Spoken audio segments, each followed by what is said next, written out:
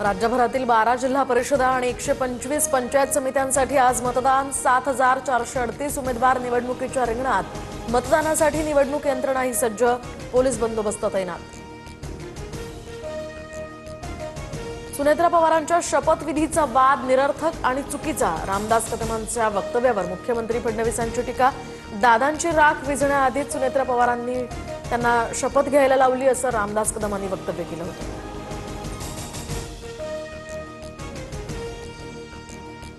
शरद पवारांच्या राज्यसभा खासदारकीची टर्म 2 एप्रिलला संपणार। 2 एप्रिलला राज्यसभेवर शरद पवार जाणार की पार्थ पवार याकडे आता लक्ष। तर महाविकास आघाडीत पवारांना राज्यसभेवर पाठवण्याची ताकद, राऊतांचं भाष्य। अजितदादांच्या विमानात बॉम्ब होता का हे तपासलं पाहिजे। घटनेचा तपास सार्वजनिक करा। बजरंग सोनवणेंकडून शंका व्यक्त।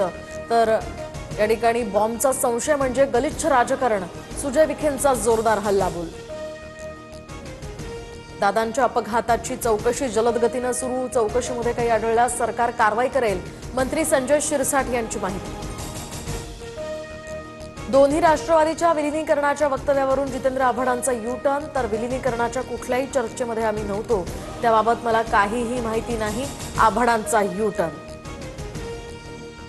रोहित पवारांची पत्रकार परिषद 9 तारखेऐवजी आता 10 तारखेला होणार। जिल्हा परिषद निवडणुकीच्या निकालामुळे हा निर्णय। दादांचा अपघात आणि विलीनीकरणासह सर्व मुद्द्यांवर रोहित पवार बोलणार।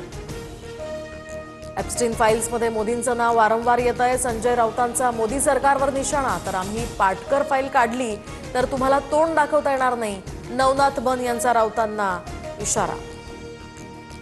अमरावतीमध्ये भाजपला पाठिंबा देणाऱ्या मीरा कांबळे यांची एमआयएम मधून हकालपट्टी। पक्षादेश डावलून भाजपला समर्थन दिल्यानं कारवाई। तर एमआयएम कडून मीरा कांबळे यांचं नगरसेवक पद रद्द करण्याची सुद्धा मागणी।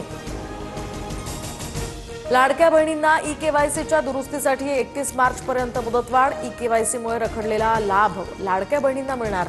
आदिती तटकरे यांची ट्विट करत माहिती। आरबीआयकडून सलग 6व्यांदा रेपो रेट 5.25% स्थिर। तर ईएमआय तुर्तास तरी वाढणार नाही। आरबीआयच्या मॉनिटरी पॉलिसी कमिटीच्या बैठकीत हा निर्णय।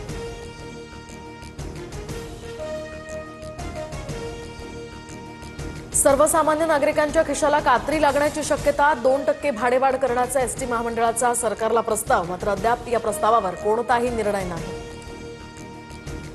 बीडच्या कपिलधारमध्ये बालविवाह रोखण्यात पोलिसांना यश। लग्न मंडपातनं पळ काढतानाचा नवरदेवाचा व्हिडिओ व्हायरल। नातेवाईकांसह 100 जणांविरोधात गुन्हा दाखल।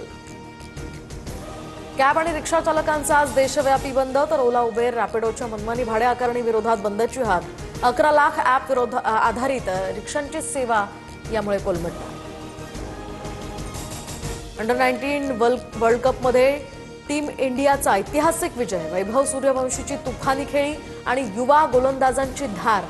इंग्लंडचा धुव्वा उडवत विश्वचषकावर 6व्यांदा कोरलं नाव। भारतीय संघावर पंतप्रधान मोदींकडून कौतुकाचा वर्षाव। तर मुख्यमंत्री फडणवीसांनी सुद्धा थोपटली पाठ। हा विजय अनेकांसाठी प्रेरणादायी असल्याचं मोदींकडून म्हणत स्तुतिसुमनं। भारतानं वर्ल्ड कप जिंकताच मुंबईकर आयुषच्या घरी जल्लोष। तर आमच्यासाठी हा आनंदाचा क्षण। आयुषच्या वडिलांच्या डोळ्यात आनंदाश्रू। तर हाती तिरंगा घेऊन घोषणाबाजी।